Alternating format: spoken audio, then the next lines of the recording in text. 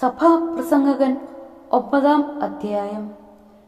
നീതിമാനെയും ജ്ഞാനിയെയും അവരുടെ പ്രവൃത്തികളെയും ദൈവം നിയന്ത്രിക്കുന്നുവെന്ന് ഞാൻ ആഴത്തിൽ ചിന്തിച്ചറിഞ്ഞു. അത് സ്നേഹപൂർവമോ ദ്വേഷപൂർവമോ എന്ന് മനുഷ്യൻ അറിയുന്നില്ല. അവൻ്റെ മുൻപിലുള്ളതെല്ലാം മിഥ്യയാണ്. എന്തെന്നാൽ നീതിമാനും നീചനും സന്മാർഗിക്കും ദുർമാർഗിക്കും ശുദ്ധനും അശുദ്ധനും ബലിയർപ്പിക്കുന്നവനും അർപ്പിക്കാത്തവനും നല്ലവനും ദുഷ്ടനും ശപഥം ചെയ്യുന്നവനും ചെയ്യാത്തവനും ഗതി ഒന്ന് തന്നെ. എല്ലാവർക്കും ഒരേ ഗതി വന്നു ചേരുന്നതും സൂര്യന് കീഴെ എല്ലാ പ്രവൃത്തികളിലും അടങ്ങിയിരിക്കുന്ന തിന്മയാണ്. മനുഷ്യഹൃദയം തിന്മ കൊണ്ട് നിറഞ്ഞിരിക്കുന്നു. ജീവിതകാലം മുഴുവൻ അവർ ഭ്രാന്തുകൊണ്ട് നിറഞ്ഞിരിക്കുന്നു. അതിനുശേഷം അവർ മൃതലോകത്തിൽ എത്തുന്നു. എന്നാൽ ജീവിക്കുന്നവരോടൊപ്പം എണ്ണപ്പെടുന്നവന് എന്നിട്ടും പ്രത്യാശയുണ്ട്. ജീവനുള്ള നാൾ ചത്ത സിംഹത്തേക്കാൾ ഭേദമാണല്ലോ. കാരണം ജീവിക്കുന്നവർക്കറിയാം തങ്ങൾ മരിക്കുമെന്ന്. മരിച്ചവരാകട്ടെ ഒന്നും അറിയുന്നില്ല. അവർക്ക് ഒരു പ്രതിഫലവും ഇനിയില്ല. അവരെക്കുറിച്ചുള്ള സ്മരണ അസ്തമിച്ചിരിക്കുന്നു. അവരുടെ സ്നേഹവും ദ്വേഷവും അസൂയയും നശിച്ചു കഴിഞ്ഞു.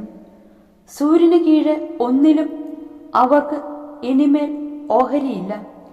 പോയി സന്തോഷത്തോടെ അപ്പം ഭക്ഷിക്കുക, ആഹ്ലാദഭരിതനായി വീഞ്ഞു കുടിക്കുക.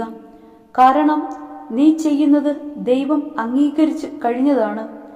നിന്റെ വസ്ത്രം എപ്പോഴും ശുഭമായിരിക്കട്ടെ. നീ തലയിൽ എണ്ണ പുരട്ടാതിരിക്കരുത്.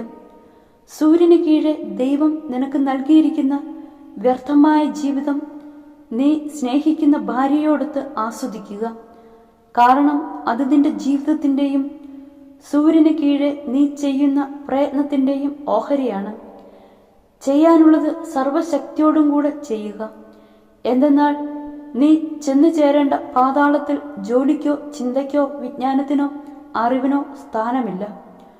സൂര്യന് കീഴെ ഓട്ടം വേഗമുള്ളവനോ യുദ്ധം ശക്തിയുള്ളവനോ അപ്പം ജ്ഞാനിക്കോ ധനം ബുദ്ധിമാനോ അനുഗ്രഹം സമർത്ഥനോ അല്ല ലഭിച്ചിരിക്കുന്നതെന്ന് ഞാൻ കണ്ടു. എല്ലാം യാദൃച്ഛികമായി സംഭവിക്കുന്നതാണ്. തൻ്റെ സമയം മനുഷ്യന് അജ്ഞാതമാണ്.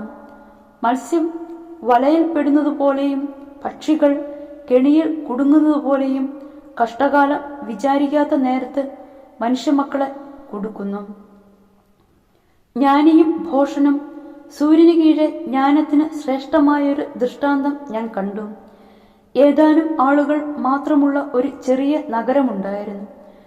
ശക്തനായ ഒരു രാജാവ് വന്ന് അതിനെതിരെ പ്രബലമായ ഉപരോധം ഏർപ്പെടുത്തി. എന്നാൽ അവിടെ നിർധനനായ ഒരു ജ്ഞാനി ഉണ്ടായിരുന്നു. അവൻ തൻ്റെ ബുദ്ധി കൊണ്ട് ആ നഗരത്തെ രക്ഷിച്ചു. പക്ഷെ ആരും അവനെ സ്മരിച്ചില്ല. ദരിദ്രന്റെ ജ്ഞാനം അപമാനിക്കപ്പെടുകയും അവൻ്റെ വാക്കുകൾ അവഗണിക്കപ്പെടുകയും ചെയ്താലും ജ്ഞാനമാണ് ശക്തിയേക്കാൾ ശ്രേഷ്ഠമെന്ന് ഞാൻ പറയുന്നു. മൂഢന്മാരെ ഭരിക്കുന്ന രാജാവിൻ്റെ ആക്രോശത്തേക്കാൾ ശ്രേഷ്ഠമാണ് ജ്ഞാനിയുടെ ശാന്തമായ വാക്കുകൾ. ആയുധങ്ങളെക്കാൾ ശ്രേഷ്ഠമാണ് ജ്ഞാനം. എന്നാൽ വളരെയധികം നന്മ നശിപ്പിക്കാൻ ഒരൊറ്റ പാപി മതിയാകും.